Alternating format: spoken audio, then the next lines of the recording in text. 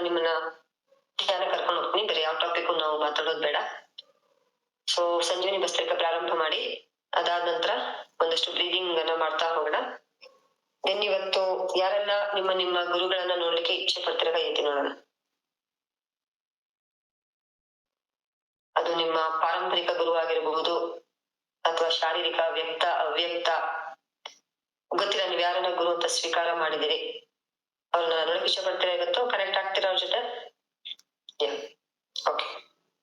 ಸಂಜೀವಿನಿ bhastrika. So ಯಾರು ಜಾಸ್ತಿ ಸಂಜೀವಿನಿ ಭಸ್ತ್ರಿಕಾ ಮಾಡ್ತಾರೋ ಅವ್ರ ಗುರು ಕನೆಕ್ಟ್ ಆಗ್ತಾರೆ.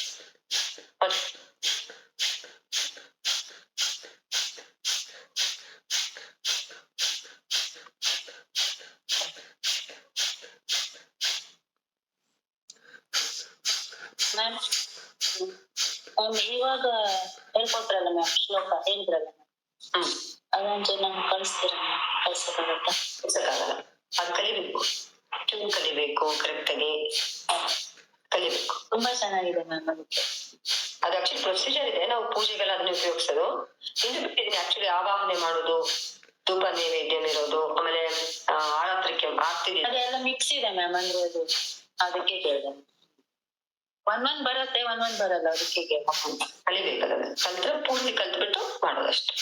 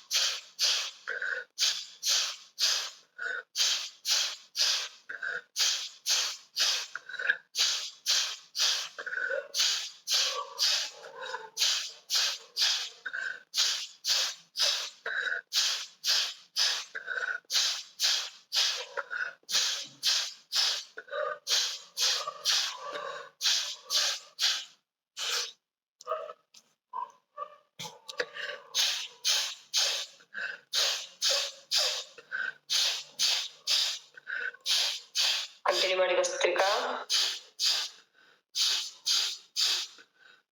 ವಿಡಿಯೋ ಆನ್ ಮಾಡ್ಕೊಳ್ಳಿ. ಪ್ರತಿನಿತ್ಯ ನಾ ಹೇಳೋದೆ ಅಲ್ಲಿ ವಿಡಿಯೋ ಆಫ್ ಆಗೋದೆ. ಒಂದು ದಿನ ಕೂಡ ಸ್ಕ್ರೀನ್ ಯಾರು ವಿಡಿಯೋ ಆಫ್ ಮಾಡಿದ್ರೆ ಯಾರು ಇದ್ದಿಲ್ಲ.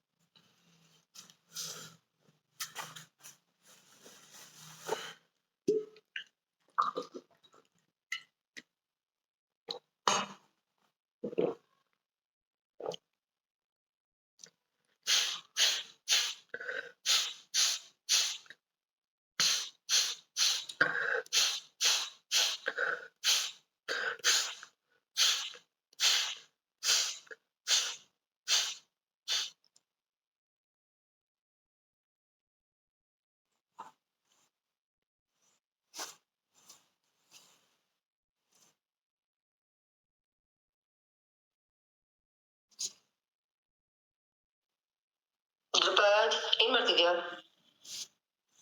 ಹಾ ಮಾಮಿ ತಲೆ ನೋವುತ್ತೆ. ನಿಂಗೇನ್ ಡೈಲಿ ತಲೆನೋವು ಬರುತ್ತಾ? ಇಲ್ಲ ಮಾಮಿ, ಇದು ಮಾಡಿದಾಗ ಕೆಲವು ಸಲ ತಲೆನೋವು ಹೋಗುತ್ತೆ ಏನಿಲ್ಲ. ನೀನ್ 13 ವರ್ಷಗಳ ತಲೆನೋವು ಅಂತೀಯ ಮಾಡೋ. ಆಯ್ತು. ತಲೆ ಇರೋರ್ಗೆ ಅಷ್ಟೇ ತಲೆನೋವು ಬರುತ್ತೆ, ತಲೆ ಇರೋರ್ಗೆ ಏನ್ ತಲೆನೋವು ಬರುತ್ತೆ ಅಲ್ವಾ ಧ್ರುಪದ್? ಹಾ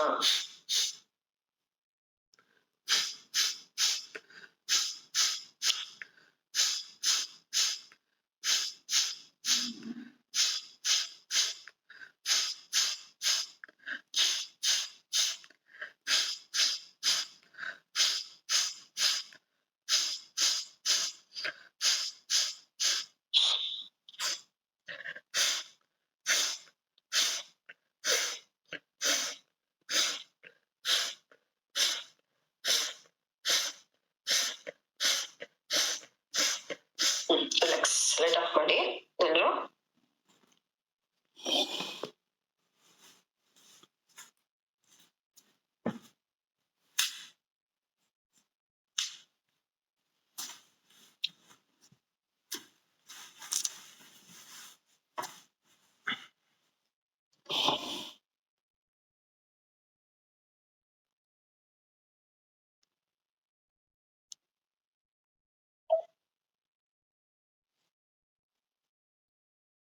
ಆರಾಮದಾಯಕ ಸ್ಥಿತಿಯಲ್ಲಿ ಕೂತ್ಕೊಳ್ಳಿ. ಬೆನ್ನು ನೇರವಾಗಿರ್ಲಿ. ನಿಮಗೆ ಹೇಗೆ ಕಂಫರ್ಟಬಲ್ ಆಗುತ್ತೋ ಹಾಗೆ ಕೂತ್ಕೊಳ್ಳಿ. ಆದ್ರೆ ಬೆನ್ನನ್ನ ಮಾತ್ರ ನೇರವಾಗಿ ಇಟ್ಕೊಳ್ಳಿ. ಕಾಲು ನೇರ ಮಾಡಿ ಕೂತ್ಕೊಳ್ಬಹುದು. ಚೇರ್ ಮೇಲೆ ಕೂತ್ಕೊಳ್ಬಹುದು. ಸುಖಾಸನ, ಸಿದ್ಧಾಸನ, ನಿಮಗೆ ಅನುಕೂಲಕರವಾದ ಆಸನ. ಯಾವ ಆಸನದಲ್ಲಿ ತುಂಬಾ ಹೊತ್ತು ನೀವು ಶವಾಸನ ಒಂದು ಬಿಟ್ಟು ಯಾವ ಆಸನದಲ್ಲಿ ನೀವು ತುಂಬಾ ಹೊತ್ತು ಕುತ್ಕೊಳ್ತೀರಾ ಅಂತ ನಿಮ್ಗೆ ಅನ್ಸತ್ತೆ ಆ ಆಸನವನ್ನ ನೀವು ಆಯ್ಕೆ ಮಾಡ್ಕೊಳ್ಳಿ. ಗೋಡೆ ಕಡೆ ಹೊರ್ಕೊಂಡು ಕುತ್ಕೊಂಡ್ರೆ ತಲೆಯ ಹಿಂಭಾಗ ಏನಿದೆ ಅದು ತಾಕಬಾರ್ದು ಗೋಡೆಗೆ. ಆ ರೀತಿ ಕುತ್ಕೊಳ್ಳಿ. ಬೆನ್ನು ಬೇಕಾದ್ರೆ ಒರಗಿಸ್ಕೊಳ್ಳಿ, ತೊಂದ್ರೆ ಇಲ್ಲ.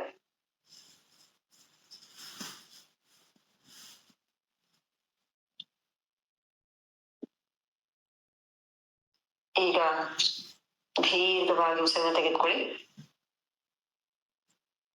ನಿಧಾನವಾಗಿ ಉಸಿರನ್ನ ಹೊರ ಹಾಕ್ತಾ ಬನ್ನಿ. ಶ್ವೇತಾ ಮೇಡಮ್ ಅವರು ಲೈಟ್ ಆಫ್ ಮಾಡ್ಬೇಕಲ್ವಾ? ತುಂಬಾ ಬೆಳಕು ಬರ್ತಾ ಇದೆ. ಮ್ಯಾಮ್ ಹಾಲಲ್ಲಿ ಇದ್ದೀನಿ, ಮಗ ಇದ್ದಾನೆ, ಅವ್ನು ಲೈಟ್ ಆಫ್ ಮಾಡ್ರೆ ಅವನಿಗೆ ಹೆದರಿಕೆ ಆಗತ್ತೆ ಮ್ಯಾಮ್. ರೂಮ್ ಹೋಗಿ. ಹಾ ನೀವು ರೂಮ್ ಹೋಗಿ.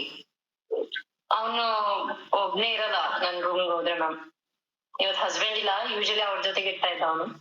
ಆದಷ್ಟು ಲೈಟ್ ಡಿಮ್ ಇರ್ಲಿ. Okay okay ma'am.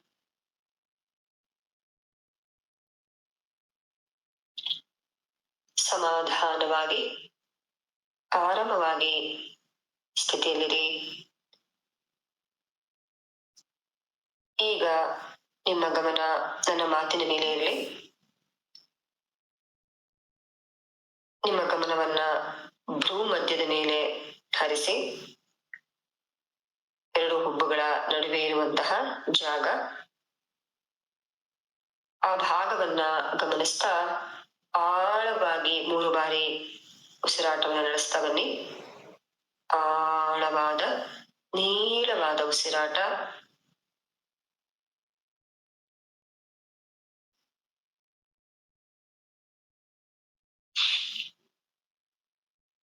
ಉಸಿರನ್ನ ತೆಗೆದುಕೊಳ್ತಾ ನಿಧಾನವಾಗಿ ಉಸಿರನ್ನ ಹೊರ ಹಾಕ್ತಾ ಬನ್ನಿ.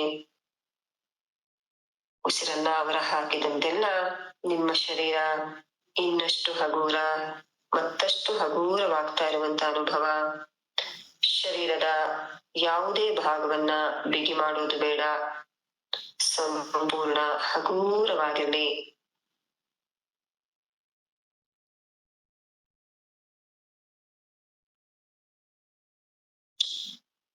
ಈಗ ಸಹಜ ಉಸಿರಾಟ. ನಿಮ್ಮ ಕಡೆಗೆ ಬಂದು ಹೋಗ್ತಾ ಇರುವಂತಹ ಸಹಜವಾದ, ಸುಂದರವಾದ, ಸ್ವಾಭಾವಿಕವಾದ ಉಸಿರಾಟವನ್ನ ಗಮನಿಸ್ತಾ ಬನ್ನಿ. ಯಾವುದೇ ಪ್ರಯತ್ನವಿಲ್ಲದೆ ಸಹಜ ಉಸಿರಾಟ ನಡೀತಾ ಇದೆ, ಗಮನವಿರಲಿ. ಆಲೋಚನೆಗಳು ಬರ್ತಾ ಇರುತ್ತೆ, ಹೋಗ್ತಾ ಇರುತ್ತೆ. ಅವುಗಳ ಕಡೆಗೆ ಗಮನವನ್ನ ಕೊಡೋದು ಬೇಡ. ಉಸಿರಿನ ಮೇಲೆ ಮಾತ್ರ ಗಮನ ಇರಲಿ. ಈಗ ನಾನು 10ರಿಂದ 1ರವರೆಗೆ ಎಣಿಸ್ತಾ ಹೋಗ್ತೇನೆ. ನಾನು ಎಣಿಸಿದಂತೆಲ್ಲ ನಿಮ್ಮ ಶರೀರ ಇನ್ನಷ್ಟು ಮತ್ತಷ್ಟು ಹಗೂರವಾಗ್ತಾ ಇರತ್ತೆ, ಅಥವಾ ನಿಮ್ಮೊಳಗೆ ನೀವು ಆಳವಾದ ಪ್ರಯಾಣವನ್ನ ಬೆಳೆಸ್ತಾ ಹೋಗ್ತೀರ.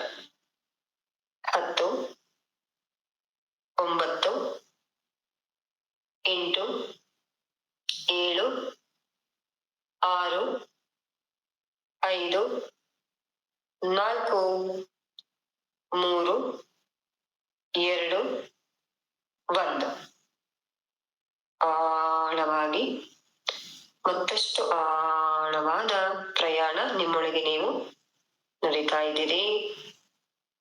ಭೂತಕಾಲದ, ಭವಿಷ್ಯತ್ ಕಾಲದ ಎಲ್ಲ ವಿಚಾರಗಳನ್ನ ಮರೆಯಿರಿ. ವರ್ತಮಾನದಲ್ಲಿ ಅಂದರೆ ಈ ಕ್ಷಣದಲ್ಲಿ ನಿಮ್ಮೊಳಗೆ ಏನಾಗ್ತಿದೆ ಅಂತ ಗಮನಿಸ್ತಾ ಹೋಗಿ. ನಿಮ್ಮೊಳಗೆ ನೀವು ಆಳವಾಗಿ ಪ್ರಯಾಣವನ್ನ ಮಾಡ್ತಾ ಇದ್ದೀರಿ. ಫೀಲ್ ಮಾಡ್ತಾ ಹೋಗಿ, ವಿಜುವಲೈಸ್ ಮಾಡ್ತಾ ಹೋಗಿ.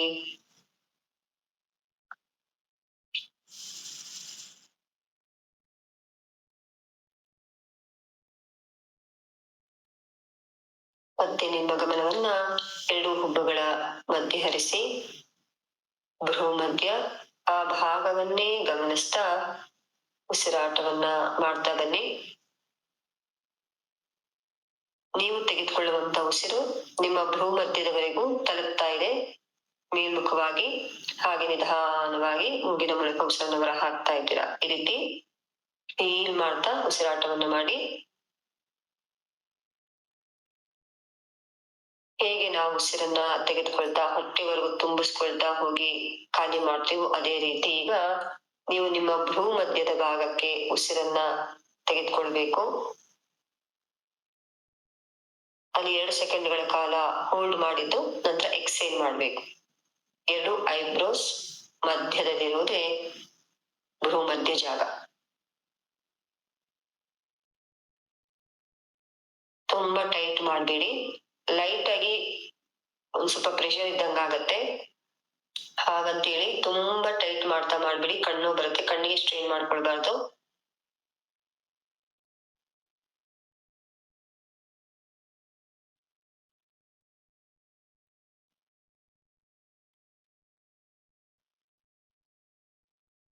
ನೀವು ದೀರ್ಘವಾಗಿ ಉಸಿರನ್ನ ತೆಗೆದುಕೊಂಡಂತೆಲ್ಲ ನಿಮ್ಮ ಆ ಒಂದು ಭ್ರೂಮಧ್ಯದ ಭಾಗ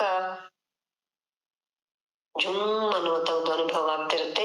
ಫೀಲ್ ಮಾಡ್ತಾ ಹೋಗಿ.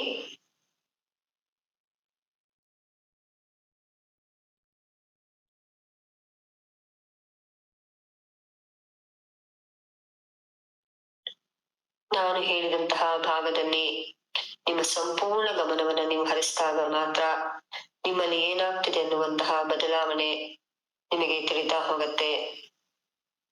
ನೀವು ಗಮನವನ್ನ ಇನ್ನೆಲ್ಲೋ ಹರಿಸಿ ಕೇವಲ ಶಾರೀರಿಕವಾಗಿ ಮಾತ್ರ ಕೂತ್ಕೊಂಡಿದ್ದೀರಾ ಅಂದ್ರೆ ಯಾವುದೇ ಪ್ರಯೋಜನವಾಗುವುದಿಲ್ಲ. ನಿಮ್ಮ ಸಂಪೂರ್ಣ ಗಮನ ನಿಮ್ಮ ಭ್ರೂಮಧ್ಯದಲ್ಲಿರಲಿ. ನಿನ್ನೆ ಎಷ್ಟು ಪ್ರಯೋಗವನ್ನ ನಾವು ಮಾಡಿದ್ವಿ, ಮನಸ್ಸಿನ ಶಕ್ತಿ ಎಂತದ್ದು ಅಂತ ಒಂದು ತುಂಬಾ ಸಣ್ಣ ಪ್ರಯತ್ನವನ್ನ ನಾವು ಮಾಡಿದ್ವಿ. ಹಾಗೆ ನಿಮ್ಮ ಸಂಪೂರ್ಣ ಗಮನವನ್ನ 2 ಹುಬ್ಬುಗಳ ಮಧ್ಯೆ ಹರಿಸಿ ಉಸಿರನ್ನ ತೆಗೆದುಕೊಳ್ತಾ ಉಸಿರನ್ನ ಹೊರ ಹಾಕ್ತಾ ಬನ್ನಿ.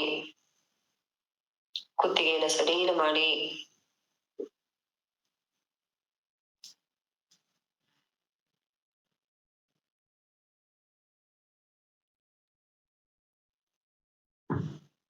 ಈಗ ಸಹಜ ಉಸಿರಾಟ. ಭ್ರೂಮಧ್ಯದ ಭಾಗದಲ್ಲಿ ಭಾರವಾದಂತ ಅನುಭವ ಆಗ್ತಿರುತ್ತೆ. ಕೆಲವರಿಗೆ ಸುತ್ತುತ್ತಾ ಇರುವ ರೀತಿಯಲ್ಲಿ ಅನುಭವ ಆಗ್ತಿರುತ್ತೆ, ಕೆಲವರಿಗೆ ಏನೋ ಓಡಾಡ್ದಂಗ ಅನುಭವ ಆಗ್ತಿರುತ್ತೆ, ಕೆಲವರಿಗೆ ಜುಮ್ ಅನ್ನುವಂತ ಅನುಭವ ಆಗ್ತಿರುತ್ತೆ, ಇನ್ನು ಕೆಲವರಿಗೆ ಏನೂ ಅನುಭವ ಆಗೋದೇ ಇಲ್ಲ. ಅದ ಎಲ್ಲವನ್ನು ಕೂಡ ಸಾಕ್ಷೀಭೂತವಾಗಿ ಗಮನಿಸ್ತಾ ಬನ್ನಿ.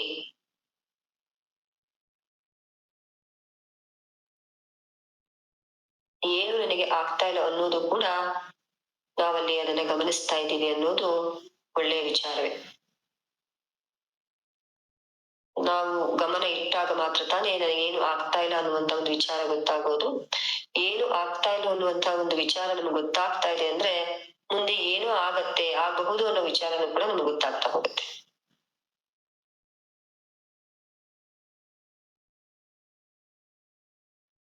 ಈಗ ಭ್ರೂ ಮಧ್ಯದಿಂದ ನಿಮ್ಮ ಗಮನವನ್ನ ಹಾಗೆ ನಿಮ್ಮ ಮೂಲಾಧಾರ ಚಕ್ರದ ಕಡೆಗೆ ಹರಿಸಿ.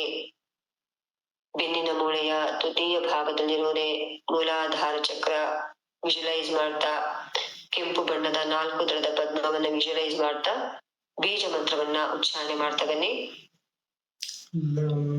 ಲಂ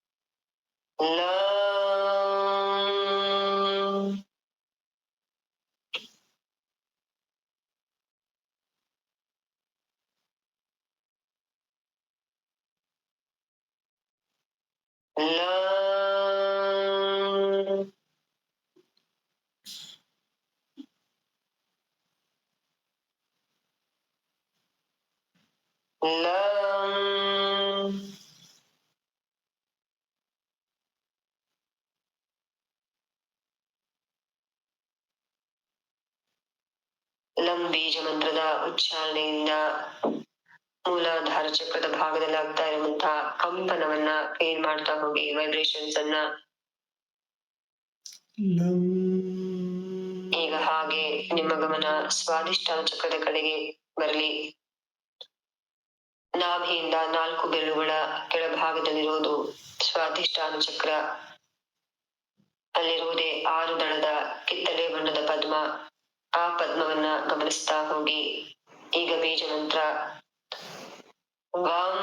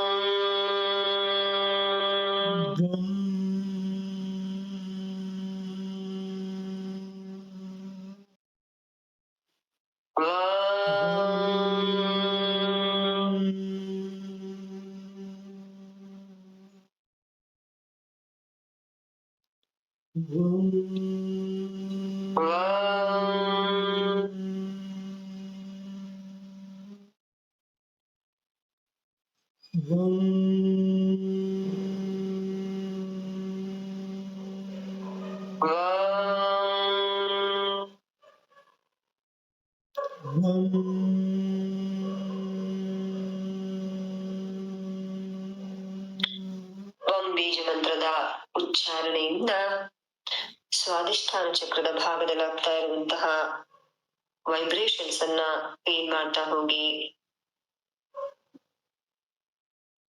ಈಗ ಹಾಗೆ ನಿಮ್ಮ ಗಮನ ಸ್ವಾದಿಷ್ಠಾನ ಚಕ್ರದಿಂದ ಮಣಿಪೂರ ಚಕ್ರದ ಕಡೆಗೆ ಬರಲಿ. ನಾಭಿಯಿಂದ 3 ಬೆರಳು ಮೇಲಿರುವುದೇ ಸ್ವಾದಿಷ್ಠ ಮಣಿಪೂರ ಚಕ್ರ. ಅಲ್ಲಿರೋದು 10 ದಳದ ಹಳದಿ ಬಣ್ಣದ ಪದ್ಮ. ಆ ಪದ್ಮವನ್ನ ಗಮನಿಸ್ತಾ ಬೀಜ ಮಂತ್ರವನ್ನ ಉಚ್ಚಾರಣೆ ಮಾಡೋಣ. ram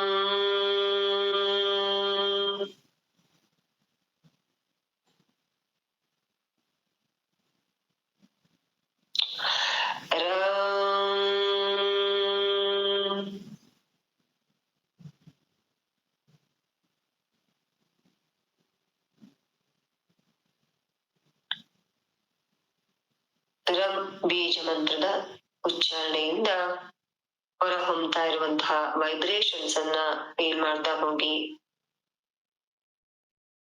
ಮಣಿಪುರ ಚಕ್ರ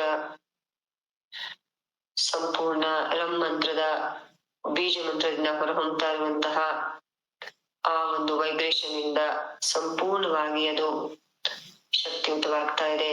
ಫೀಲ್ ಮಾಡ್ತಾ ಹೋಗಿ.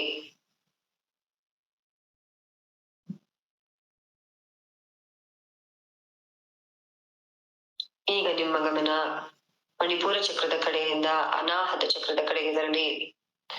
ಎದೆಯ ಮಧ್ಯಭಾಗದಲ್ಲಿರುವುದೇ ಅನಾಹತ ಚಕ್ರ, ಹೃದಯದ ಭಾಗ, ಹೃದಯದ ಚಕ್ರ, ಸೂರ್ಯ ಚಕ್ರ, ಹೀಗೆ ಅನೇಕ ಹೆಸರುಗಳಿಂದ ಕರೆಯುವಂತಹ ಒಂದು ಚಕ್ರ ಅನಾಹತ ಚಕ್ರ.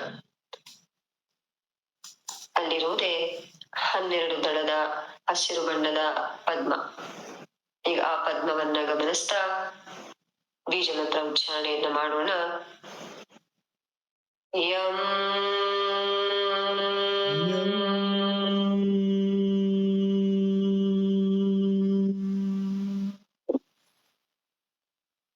ಯಂ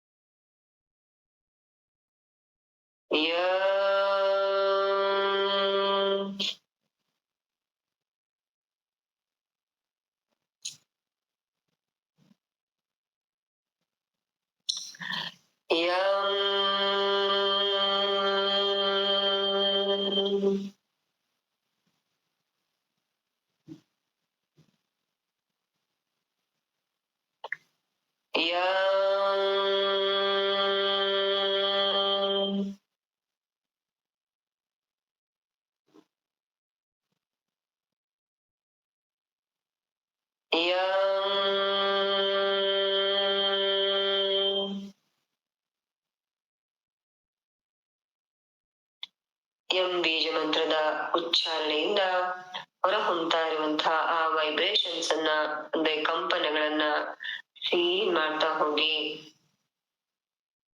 ನಿಮ್ಮ ಅನಾಹತ ಚಕ್ರ ಶಕ್ತಿಯುತವಾಗ್ತಾ ಇದೆ. ಅಲ್ಲಿಂದ ನಿಮ್ಮ ಗಮನವನ್ನ ವಿಶುದ್ಧಿ ಚಕ್ರದ ಕಡೆಗೆ ಹರಿಸಿ. ಗಂಟಲಿನ ಭಾಗದಲ್ಲಿರುವುದೇ ವಿಶುದ್ಧಿ ಚಕ್ರ. ಆಕಾಶ ನೀಲಿಯ ಬಣ್ಣದ 16 ದಳದ ಪದ್ಮವಿದೆ. ಆ ಪದ್ಮವನ್ನ ಗಮನಿಸ್ತಾ ಬೀಜ ಮಂತ್ರವನ್ನ ಉಚ್ಚಾರಣೆ ಮಾಡೋಣ. ಹಂ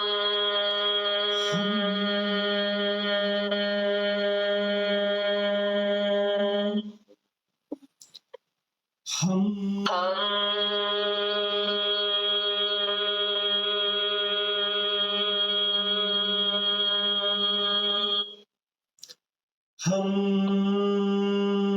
ಹಂ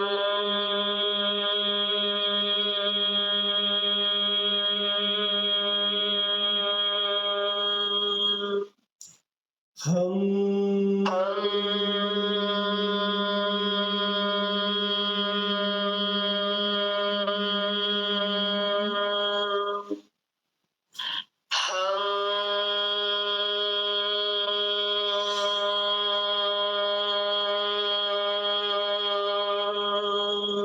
ಹಂ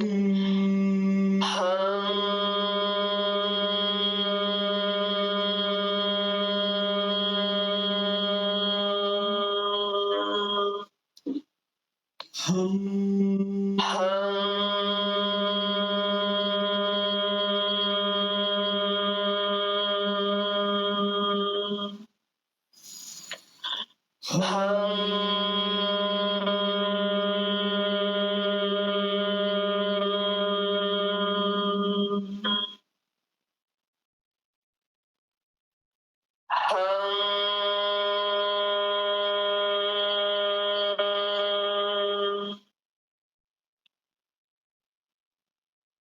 ಹಂ ಬೀಜ ಮಂತ್ರದ ಉಚ್ಚಾರಣೆಯಿಂದ ಹೊರಹೊಮ್ತಾ ಇರುವಂತಹ ಕಂಪನಗಳನ್ನ ಏನ್ ಮಾಡ್ತಾ ಬನ್ನಿ.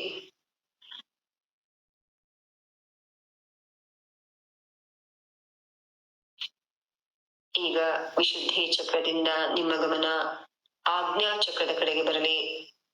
ಎರಡು ಹುಬ್ಬುಗಳ ಮಧ್ಯೆ ಇರುವಂತಹ ಆಜ್ಞಾ ಚಕ್ರ, ಅಲ್ಲಿಗೆ ನಿಮ್ಮ ಗಮನವನ್ನ ಹರಿಸಿ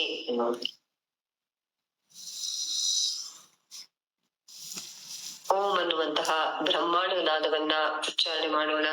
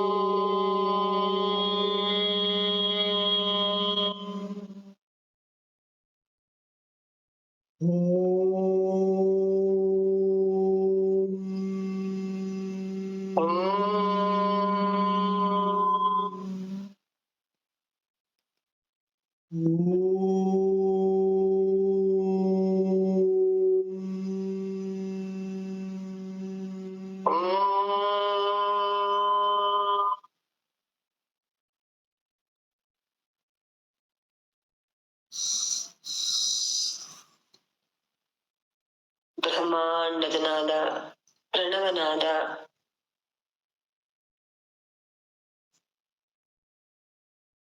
ಅನಾಹತನಾದ ನಿಮ್ಮ ಶರೀರದ ಕಣಕಣಗಳಲ್ಲೂ ರೋಮ ರೋಮಗಳಲ್ಲೂ ಆ ಬ್ರಹ್ಮಾಂಡದ ನಾದವೇ ಹರಿತಾ ಇದೆ. ಫೀಲ್ ಮಾಡ್ತಾ ಹೋಗಿ. ಹಾಗೆ ಶರೀರದ ಮೇಲೆ ಸ್ವಲ್ಪ ನಿಯಂತ್ರಣವಿರಲಿ. ಕೂತ್ಕೊಳ್ಳಿಕ್ಕೆ ಸಾಧ್ಯವಿಲ್ಲ ಅಂದ್ರೆ ದಯವಿಟ್ಟು ಮಲಗಿ. ಸುಮ್ಮನೆ ಸಮಯವನ್ನ ವ್ಯರ್ಥ ಮಾಡ್ಲಿಕ್ಕೆ ಹೋಗ್ಬೇಡಿ. ಶರೀರದ ಮೇಲೆ ನಮಗೆ ನಿಯಂತ್ರಣವಿಲ್ಲ ಅಂದ್ರೆ ಈ ದೇಹವೆನ್ನುವಂತಹ ದೇವಾಲಯದಲ್ಲಿ ನಾವು ಗುರುವನ್ನ ಕಾಣ್ಲಿಕ್ಕೆ ಸಾಧ್ಯವಿಲ್ಲ. ಈಗ ತಾವೆಲ್ಲರೂ ಕೂಡ ಆ ದೇವಾಲಯಕ್ಕೆ ಪ್ರವೇಶ ಮಾಡಲಿದ್ದೀರಿ. ಪ್ರಾರಂಭದ ಹಂತ, ನಾವು ಶುಚಿಯನ್ನ ಮಾಡ್ತಾ ಇದ್ದೀವಿ. ಗುರು ಅನ್ನುವಂತಹ ಆ ಒಂದು ಬೆಳಕು, ಆ ಒಂದು ಶಕ್ತಿ ನಿಮ್ಮ ಕಡೆಗೆ ಬರ್ಬೇಕಾದ್ರೆ ಮೊದಲು ನಾವು ಶುದ್ಧತೆಯನ್ನ ಮಾಡ್ಕೊಳ್ತಾ ಹೋಗ್ಬೇಕು. ಹಾಗಾಗಿ ಶರೀರದ ಮೇಲೆ ನಮಗೆ ನಿಯಂತ್ರಣ ಇಲ್ಲ ಅಂತ ಹೇಳಿದ್ರೆ ಸುಮ್ನೆ ಸಮಯವನ್ನ ವ್ಯರ್ಥ ಮಾಡ್ಕೊಂಡು ನಾವು ಕೂತ್ಕೊಳ್ಳೋದು ಬೇಡ. ಅಲುಗಾಟವನ್ನ ನಿಲ್ಲಿಸಿ. ಸಾಧ್ಯ ಇಲ್ಲ ಅಂದ್ರೆ ಮಲ್ಲಿಗೆ, ತೊಂದರೆ ಇಲ್ಲ.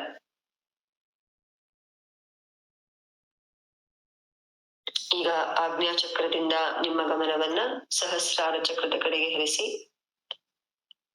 ನೀವು ಗಮನ ಹರಿಸಿದಂತೆ ಅಲ್ಲಿರುವಂತಹ ಬಿಳಿಯ ಬಣ್ಣದ ಸಹಸ್ರದಳದ ಪದ್ಮ ಒಂದೊಂದೇ ಎಲೆಗಳನ್ನ ತೆರಿತಾ ಆ ಗುರುವಿನ ಆಗಮನಕ್ಕೆ ದಾರಿಯನ್ನ ಮಾಡ್ಕೊಡ್ತಾ ಇದೆ.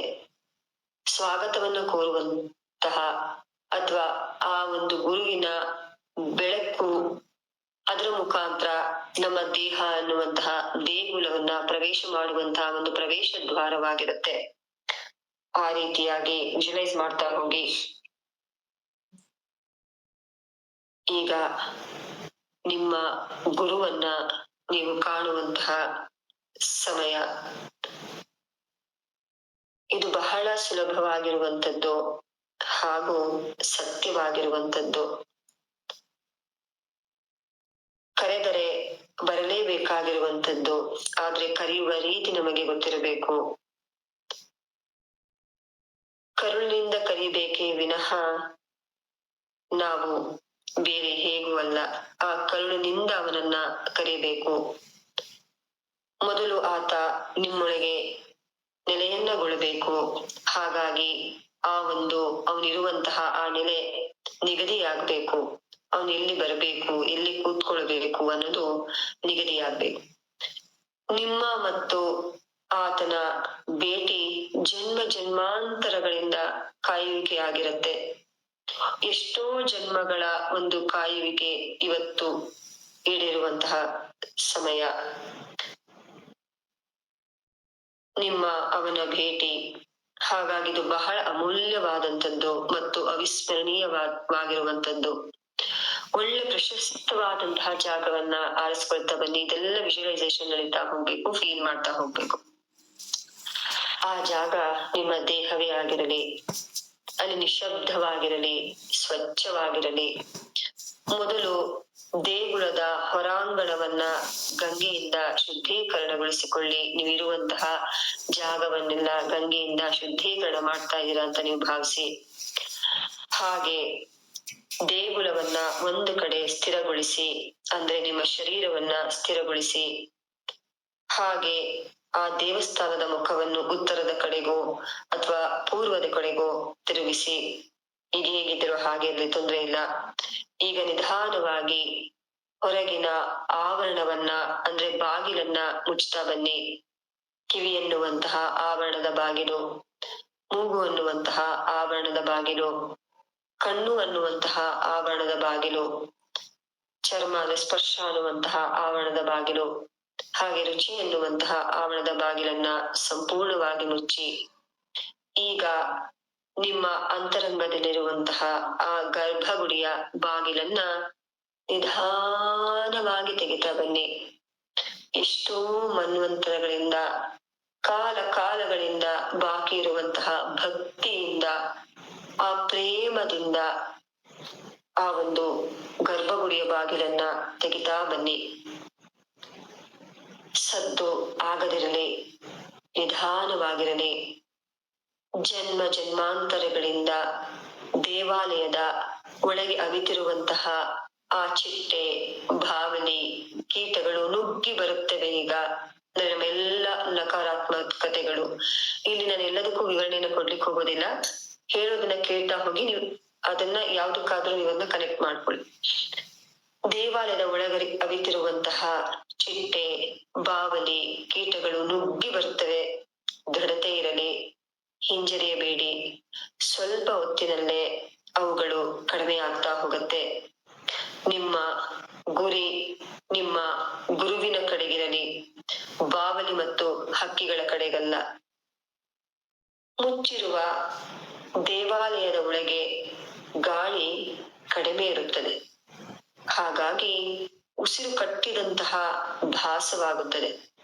ಹಾಗಾಗಿ ಮೊದಲು ಗಾಳಿಯ ಕಡೆಗೆ ನಿಮ್ಮ ಗಮನವಿರಲಿ. ಮೂಗಿನ ಹೊಳ್ಳೆಗಳನ್ನ ಗಮನಿಸ್ತಾ ಬನ್ನಿ.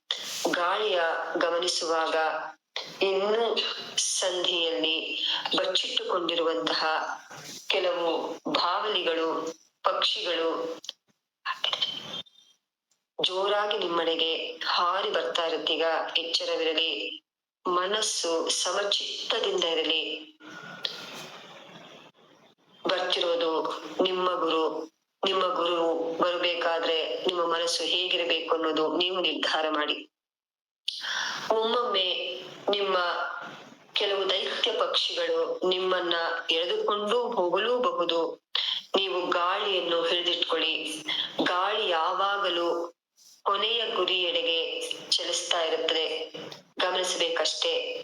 ಗೊತ್ತಿರ್ಲಿ, ಗಾಳಿ ಅವನಿಂದಲೇ ಹೊರಟಿದ್ದು ಅವನೆಡೆಗೆ ಈಗ ಸೇರ್ತಾ ಇದೆ ಅನ್ನೋದು. ಪ್ರಕೃತಿಯ ನಿಯಮಕ್ಕೆ ಆ ಗುರುವು ಕೂಡ ಒಳಪಡ್ತಾನೆ. ಗಾಳಿ ಬಂದಾಗ ಬೆಳಕು ಬಂದೇ ಬರಬೇಕು. ಇದು ಅವನದೇ ನಿಯಮವಾಗಿರುತ್ತೆ, ಆ ಗುರುತತ್ವದ ನಿಯಮವಾಗಿರುತ್ತೆ. ಹಾಗಾಗಿ ಗಾಳಿಯ ಕಡೆ ಗಮನವಿರಲಿ, ಉಸಿರಾಟದ ಕಡೆಗೆ ಗಮನ. ಆ ಬೆಳಕಿನಲ್ಲಿ ಇಡೀ ಗರ್ಭಗುಡಿಯನ್ನು ಗಮನಿಸಿ ಎಚ್ಚರದಿಂದಿರಿ. ಮುಟ್ಟಿಯೂ ಮುಟ್ಟದಂತಿರಿ. ಎಲ್ಲಾ ಕೊಳೆಗಳು ಈಗ ಕಣ್ಣಿಗೆ ಕಾಣಿಸ್ತಾ ಬರ್ತಾ ಇರುತ್ತೆ. ಆ ಗುರುವಿನ ಬೆಳಕು ಸ್ವಲ್ಪ ಮಟ್ಟಿಗೆ ನಿಮ್ಮ ಸಹಸ್ರಾರ ಚಕ್ರದಿಂದ ಹಾಗೇ ಇಳಿತಾ ಇದೆ. ಆ ಗಾಳಿ ಬರ್ತಾ ಬರ್ತಾ ಬೆಳಕು ಬರ್ತಿದ್ದ ಹಾಗೆ ಎಲ್ಲಾ ಕೊಳೆಗಳು, ನಿಮ್ಮೊಳಗಿರುವಂತಹ ಎಲ್ಲ ಕೊಳೆಗಳು ಕಾಣಿಸ್ಲಿಕ್ಕೆ ಶುರುವಾಗ್ತಾ ಇದೆ. ಆದ್ರೆ ಅದು ನಿಮ್ಮೊಳಗೆ ಗರ್ಭಗುಡಿಯಲ್ಲಿರುವಂತಹ ಕೊಳೆಗಳಲ್ಲ. ಬೆಳಕು ಕಡಿಮೆ ಇರೋದ್ರಿಂದ ನಿಮಗೆ ಹಾಗನ್ನಿಸ್ತಾ ಇದೆ ಅಷ್ಟೆ. ನಿಮ್ಮ ಗಮನ ಈಗ ಬೆಳಕಿನ ಕಡೆಗಿರಲಿ. ಗಾಳಿಯನ್ನೂ ಬಿಡಬೇಡಿ, ಅದು ಗುರಿಯನ್ನ ಮುಟ್ಟಿಸೋದಾಗಿರುತ್ತೆ. ಗರ್ಭಗುಡಿಯ ದ್ವಾರದಿಂದ ಬಂದ ಗಾಳಿ ಅವನ ಅಂತರಂಗದಲ್ಲೇ ಸೇರಬೇಕು. ಹಾಗಾಗಿ ಗಾಳಿಯ ಬಗ್ಗೆ ಗಮನ ಇರಲಿ. ಗಾಳಿ ಮತ್ತು ಬೆಳಕುಗಳ ಪ್ರವೇಶವಾದೊಡನೆ ಬಿಗಿಯಾಗಿದ್ದಂತಹ ಆ ದೇಗುಲದ ಸಂದುಗಳು ಸಡಿಲವಾಗ್ತಾ ಬರ್ತಾ ಇರುತ್ತೆ. ಸದ್ದುಗಳು ಬರುತ್ತವೆ. ಒಮ್ಮೊಮ್ಮೆ ಗಾಳಿಯೂ ಹೋಗುತ್ತದೆ. ಕೆಲವೊಮ್ಮೆ ಇರುವೆಗಳು ಗೂಡು ಕಟ್ಟುತ್ತವೆ. ಒಮ್ಮೊಮ್ಮೆ ಕಚ್ಚಿ ನೋವನ್ನು ಕೂಡ ಉಂಟು ಮಾಡುತ್ತೆ. ದೃಢತೆ ಇರಲಿ. ನಿಮ್ಮ ನಡೆ ಗುರುವಿನ ಕಡೆಗಿರಲಿ. ಅಲ್ಲೇ ಸ್ಥಿರರಾಗಿ ಆ ಅಖಂಡ ಮಂಡಲಾಕಾರದ ಚರ ಮತ್ತು ಅಚರ ವಸ್ತುಗಳಲ್ಲಿ ಎಲ್ಲ ಕಡೆ ವ್ಯಾಪ್ತವಾಗಿರುವಂತಹ ಆ ಗುರು ತತ್ವದ ಕಡೆಗೆ ನಿಮ್ಮ ಗಮನ. ಆತ ಒಮ್ಮೆಲೆ ಕಾಣಿಸೋದಿಲ್ಲ. ಆತ ನಿಮ್ಮೆದುರಿಗೆ, ನಿಮ್ಮೊಂದಿಗೆ, ನಿಮ್ಮಲ್ಲೇ ಇದ್ದಾನೆ. ಎಲ್ಲಿಯೂ ಹುಡುಕುವ ಹೋರಾಟವನ್ನ ಮಾಡಕ್ ಹೋಗ್ಬೇಡಿ.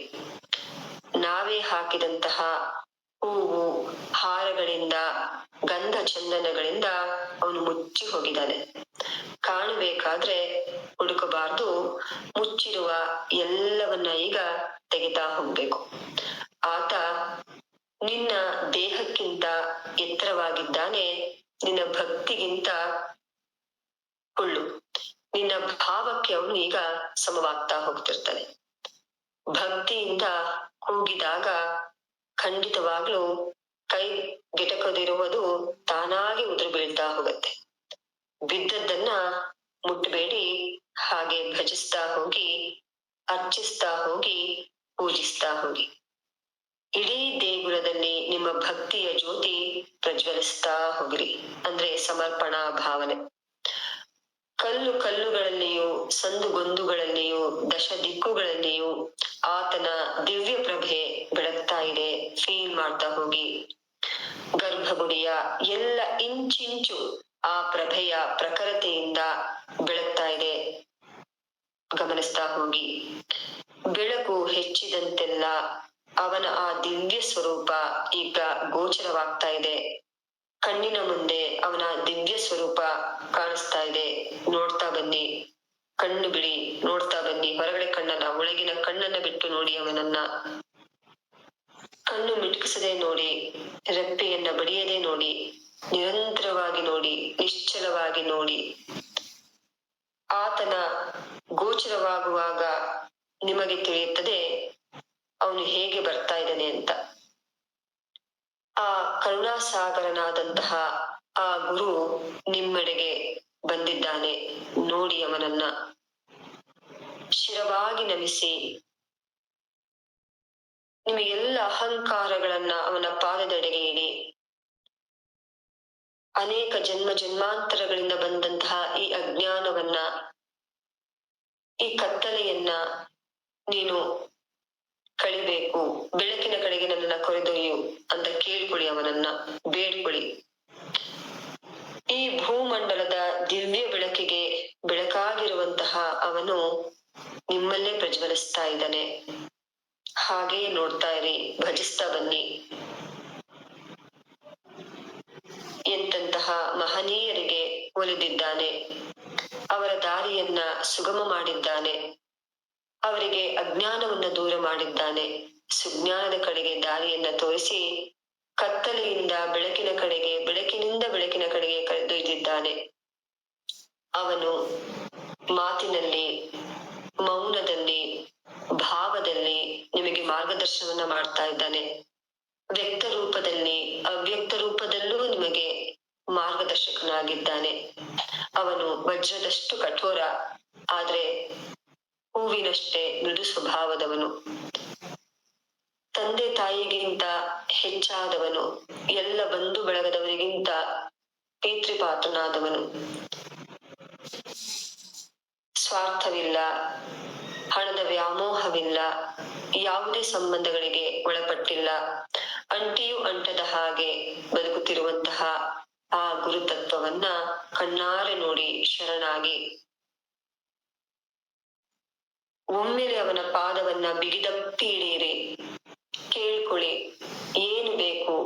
ಈ ಅಜ್ಞಾನ, ಈ ಸಮಸ್ಯೆ, ಈ ಗೊಂದಲ, ಈ ಅನಾರೋಗ್ಯ ಅನ್ನುವಂತ ಬಂಧನದಿಂದ ನನ್ನನ್ನ ಮುಕ್ತ ಮಾಡು. ಓ ಗುರುವೇ, ನನ್ನನ್ನ ಮುಕ್ತ ಮಾಡು. ನೀನಲ್ಲದೆ ಬೇರೆ ಯಾರು ನನಗೆ ದಾರಿ ತೋರಿಸ್ತಾರೆ? ಈ ಸಂಸಾರವೆಂಬುವ ಬಂಧನದಿಂದ ನನ್ನನ್ನ ಕಳಚು. ಅಂದ್ರೆ ಅಂಟಿಯೂ ಅಂಟದ ಹಾಗೆ ಬದುಕುವ ರೀತಿಯಲ್ಲಿ ನನ್ನನ್ನ ಮಾಡು.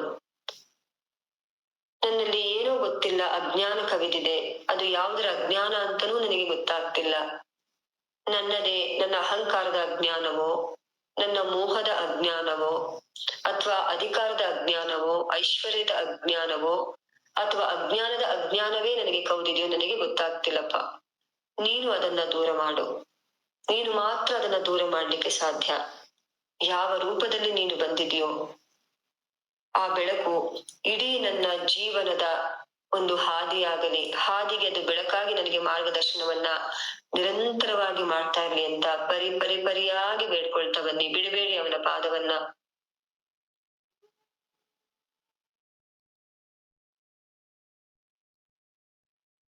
ಗುರುವಿಗೆ ಅರ್ಪಣೆ ಅನ್ನೋದು ಆ ನಿರಹಂಕಾರ ತತ್ವದಿಂದ ಮಾತ್ರ ಸಾಧ್ಯವಾಗುತ್ತೆ. ಅವನು ಆ ಒಂದು ತತ್ವಕ್ಕೆ ಮಾತ್ರ ಕರೆಕ್ಟ್ ಆಗಿ ಹೋಗ್ತಾನೆ. ಅಹಂಕಾರ ಎಳ್ಳಷ್ಟಿದ್ರೂ ಕೂಡ ಅವನ ಬೆಳಕು ನಮಗೆ ಸಿಗೋದಿಲ್ಲ. ಅಹಂಕಾರದಿಂದ ನಿರಹಂಕಾರ ತತ್ವಕ್ಕೆ ಕರೆದೊಯ್ಯುವಂತಹ ಆ ಒಂದು ಶಕ್ತಿಯೇ ಗುರುವಾಗಿರುತ್ತೆ.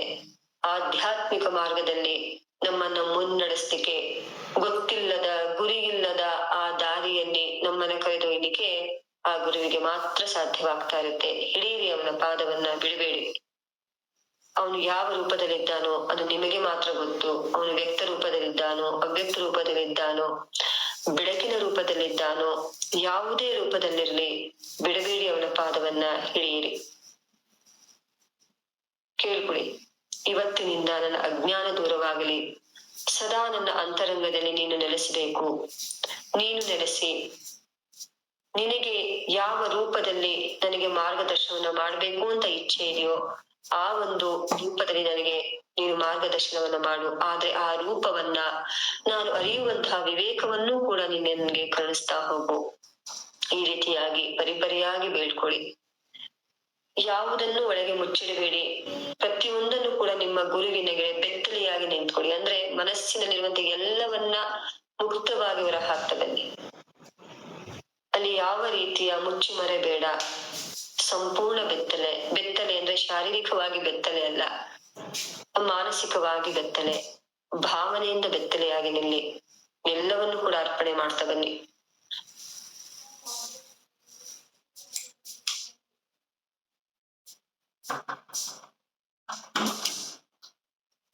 ಆ ಗುರುವಿಗೆ ಭೇದವಿಲ್ಲ, ಭಾವವಿಲ್ಲ, ಭಾಷೆಗಳಿಲ್ಲ, ಗಡಿಗಳಿಲ್ಲ, ಜಾತಿ ಇಲ್ಲ, ಧರ್ಮವಿಲ್ಲ. ಪ್ರೀತಿಯಿಂದ ಕರೆದರೆ ಗಂಗೆಯಂತೆ ಹರಿದು ಧರೆಗಿಳಿದು ನಿಮ್ಮಲ್ಲಿ ಒಂದಾಗುವಂತಹ ದಿವ್ಯ ತೇಜನಾಗಿದ್ದಾನೆ ಅವನು. ಅಂತಹ ಗುರುವಿನ ಪಾದಕ್ಕೆ ಅಣೆ ಹಚ್ಚಿ ಸಂಪೂರ್ಣವಾಗಿ ನಿಮ್ಮನ್ನ ನೀವು ಅರ್ಪಣೆ ಮಾಡ್ಕೊಳ್ತಾ ಬನ್ನಿ.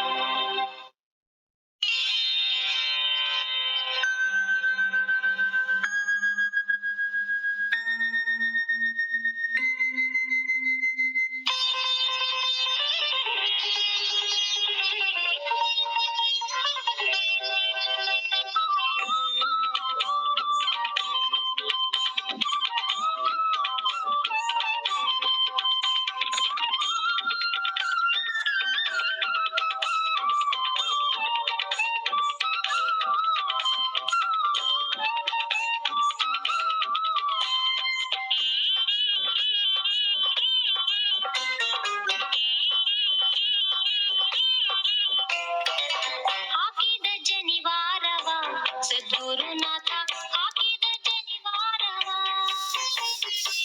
ಹಾಕಿದ ಜನಿವಾರವ ಸದ್ಗುರುನಾಥ ಹಾಕಿದ ಜನಿವಾರವ ಹಾಕಿದ ಜನಿವಾರ ನುಗ್ಗಿದ ಭವಭಾರ ಹಾಕಿದ ಜನಿವಾರ ನುಗ್ಗಿದ ಭವಭಾರ ಲೋಕವೇ ಬ್ರಹ್ಮಜ್ಞಾನ ನೀ ಪಡೆಯೆಂದು ಹಾಕಿದ ಜನಿವಾರವ ಸದ್ಗುರುನಾಥ ಹಾಕಿದ ಜನಿವಾರವ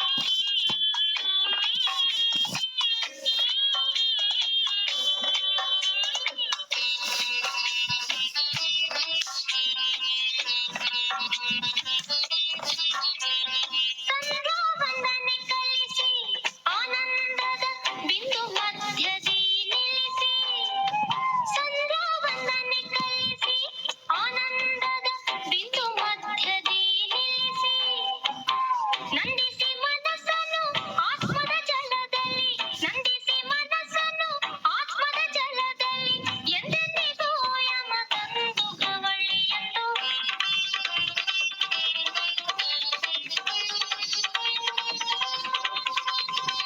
ಹಾಕಿದ ಜನಿವಾರವ ಸದ್ಗುರುನಾಥ ಹಾಕಿದ ಜನಿವಾರವ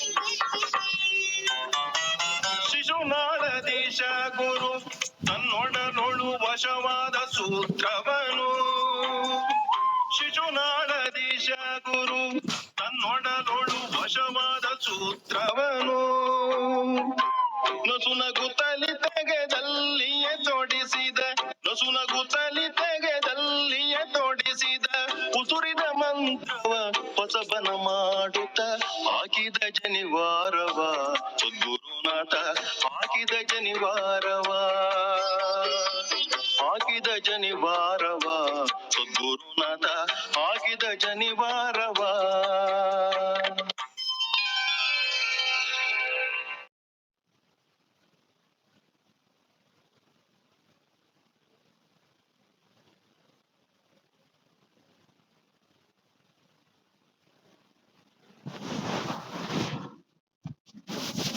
ಇದೇ ಭಾವದಲ್ಲಿ ಇನ್ನ ಸ್ವಲ್ಪ ಹೊತ್ತು ಹಾಗೆಯೇ ಮುಂದುವರಿಯಿರಿ. ನಿಮ್ಮ ಅವನ ಸಮಾಗಮ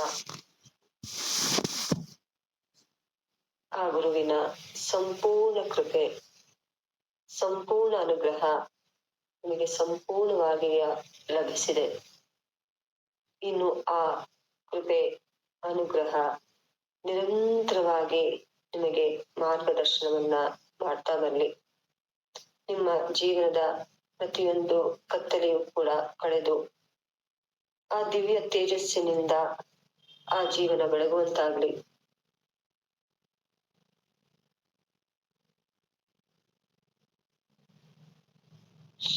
ಹರಮುನಿದರು ಗುರು ಕಾಯುವನಯ್ಯ. ಯಾರು ಜಗತ್ತಿನಲ್ಲಿ ನಮ್ಮನ್ನ ಕೈ ಬಿಟ್ರು ಕೂಡ ಗುರು ಮಾತ್ರ ನಮ್ಮನ್ನ ಕೈ ಬಿಡೋದಿಲ್ಲ. ಆದ್ರೆ ಆ ಗುರುವನ್ನ ನಾವು ಕೇವಲ ಮೂರ್ತಿಗಳಲ್ಲಿ ಅಥವಾ ಕೇವಲ ಒಬ್ಬ ವ್ಯಕ್ತಿಯಲ್ಲಿ ರೂಪೋದಲ್ಲ, ನಮ್ಮೊಳಗೆ ಸದಾ ಇದ್ದು ಅಂತರಂಗದ ಗುರುವಾಗಿ ನಮ್ಮನ್ನ ನಿರಂತರ ಮಾರ್ಗದರ್ಶನ ಮಾಡ್ತಾ ಇರುವವನು. ಆದ್ರೆ ಕೆಲವೊಂದು ಬಾರಿ ಹೊರಗಿನ ಈ ಒಂದು ಗೊಂದಲಗಳಿಗೆ, ಆ ಒಂದು ಶಬ್ದಗಳಿಗೆ ಅತಿ ಹೆಚ್ಚು ನಾವು ಕಿವಿ ಕೊಟ್ಟು ನಮ್ಮೊಳಗಿರುವಂತಹ ಅಂತರಂಗದ ಗುರುವಿನ ಧ್ವನಿಯನ್ನ ಕೇಳಲಿಕ್ಕೆ ನಮಗೆ ಸಾಧ್ಯವಾಗೋದೇ ಇಲ್ಲ. ಆದ್ರೆ ಅವನು ಯಾವಾಗ ನಿರಂತರವಾಗಿ ನಮಗೆ ಮಾರ್ಗದರ್ಶನ ಮಾಡ್ತಾನೆ ಇರ್ತಾನೆ. ಇದು ಸರಿ, ಇದು ಬೇಡ, ಇದು ನಿನಗಲ್ಲ, ಇದು ನಿನ್ನದಲ್ಲ, ಈ ದಾರಿಲಿ ನೀನು ಹೋಗೋದು ಬೇಡ, ಹೀಗೆ ಹೋಗು. ಹಾಗಂತೇಳಿ ಅವನು ಕೈ ಹಿಡಿದು ಸದಾ ನಡ್ಸ್ಕೊಂಡ್ ಬರೋದಿಲ್ಲ. ಮಾರ್ಗವನ್ನ ತೋರಿಸ್ತೇನೆ, ಹೋಗು, ಈ ಮಾರ್ಗದಲ್ಲಿ ಹೋಗು. ಅಲ್ಲಿ ಕಲ್ಲಿರಲಿ, ಮುಳ್ಳಿರಲಿ, ಏಳಿರಲಿ, ಬೀಳಿರಲಿ, ಏನೇ ಬಂದ್ರೂ ಕೂಡ ಎಲ್ಲವನ್ನ ಎದುರಿಸಿ ಮುಂದೆ ಹೋಗುವಂತಹ ಆತ್ಮಸ್ಥೈರ್ಯವನ್ನ ನಮ್ಮೊಳಗೆ ತುಂಬುತ್ತಾ ಹೋಗ್ತಾನೆ.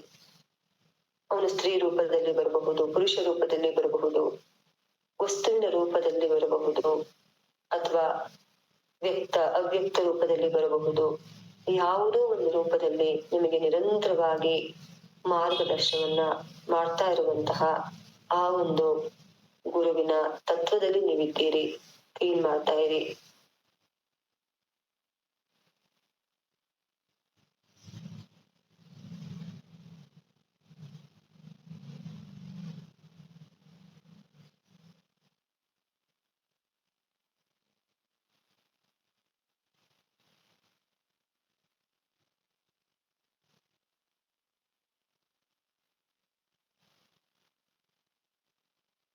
ಈಗ ಆ ಗುರುವಿನ ಬೆಳಕು ನಿಮ್ಮೊಳಗೆ ಸಂಪೂರ್ಣವಾಗಿ ಒಂದಾಗಿದೆ. ಈಗ ನಿಧಾನವಾಗಿ ನಿಮ್ಮ ಗಮನವನ್ನ ಉಸಿರಿನ ಕಡೆಗೆ ಹರಿಸಿ, ತುಂಬಾ ನಿಧಾನವಾಗಿ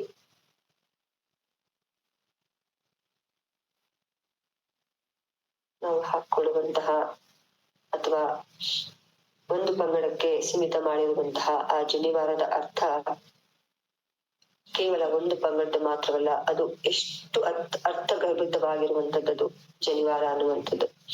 ಅದರಲ್ಲಿ ನಮ್ಮ ಇಡೀ ಜೀವನದ ಈ ಬದುಕಿನ ಪ್ರತಿಯೊಂದು ಏಳು ಬೀಳುಗಳು, ನಮ್ಮ ಈ ಭವಬಂಧನವನ್ನ ದಾಟಿಸುವ ಪ್ರತಿಯೊಂದು ಕೂಡ ಅದರಲ್ಲಿ ನೆಲೆಯಾಗಿರುತ್ತೆ. ಸರಿಯಾದ ರೀತಿಯಲ್ಲಿ ನಾವು ಅದನ್ನ ಅರ್ಥ ಮಾಡ್ಕೋಬೇಕು. ಅದು ಕೇವಲ ಒಂದು ದಾರವಲ್ಲ, 3 ಎಳೆಯೋ 5 ಎಳೆಯೋ ದಾರ ಮಾತ್ರವಲ್ಲ. ಅದರ ಹಿಂದಿರುವಂತಹ ಅಗಾಧವಾದ ತತ್ವವನ್ನ ನಾವು ತಿಳ್ಕೊಳ್ತಾ ಹೋಗ್ಬೇಕು.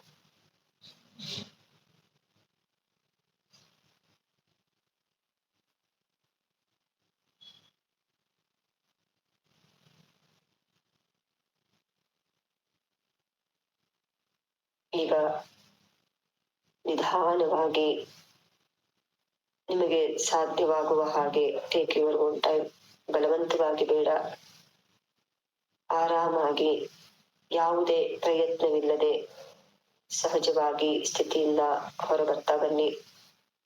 ಕೈ ಬೆರಳುಗಳು ಹಾಗೂ ಕಾಲು ಬೆರಳುಗಳಿಗೆ ಚಲನೆಯನ್ನ ಕೊಡ್ತಾ ಬನ್ನಿ.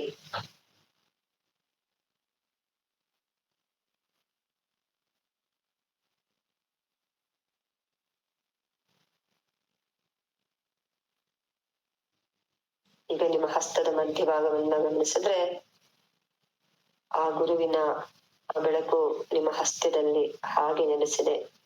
ಈಗ ಅದನ್ನ ಹಾಗೆ ನಿಮ್ಮ ಹಸ್ತವನ್ನು ನಿಮ್ಮ ಶಿರದ ಮೇಲೆ ಇಟ್ಕೊಳ್ಳಿ.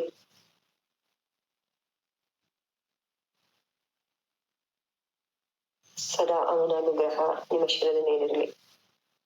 ಹಾಗೆ ಹಸ್ತವನ್ನ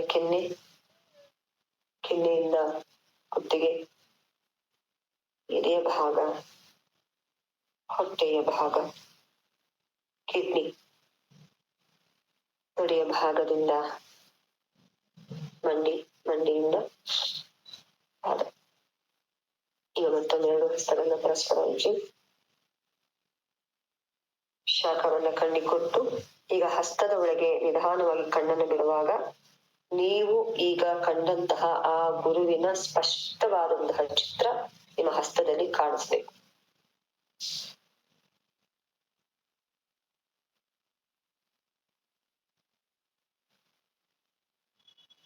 ಕಣ್ಣುಗಳನ್ನ ನಿಧಾನವಾಗಿ. ಜೈ ಗುರುದೇವ. ಶ್ರೀ ಗುರುದೇವ ನಮಃ.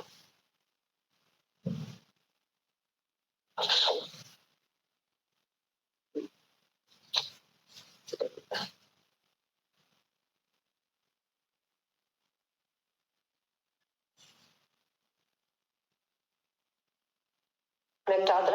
ಯಾರು ಕನೆಕ್ಟ್ ಆದ್ರಿ? ನಿಮ್ಮ ಗುರುವಿಗೆ. Very good. ಒಬ್ರೇನಾ? ಸೂಪರ್.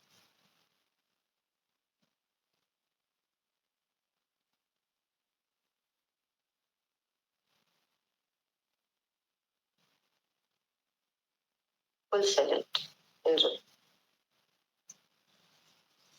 ಮಾತಿಲ್ಲ, ಕತೆ ಇಲ್ಲ. ನೀವು ಯಾರಾದ್ರೂ ಒಬ್ರು ಆಗತ್ತಾ ಎಕ್ಸ್ಪೀರಿಯನ್ಸ್ ಶೇರ್ ಮಾಡಕ್ಕೆ? ಬಟ್ ಯಾವಾಗ್ಲೂ ಎಕ್ಸ್ಪೀರಿಯನ್ಸ್ ಶೇರ್ ಮಾಡಿರೋದೇ ಮಾಡ್ಬೇಡಿ. ಉಳ್ದವ್ರ ವಾಯ್ಸ್ ಹೆಂಗಿದೆ ಅಂತ ಅದು ಕೇಳೋಣ, ಆಯ್ತಾ?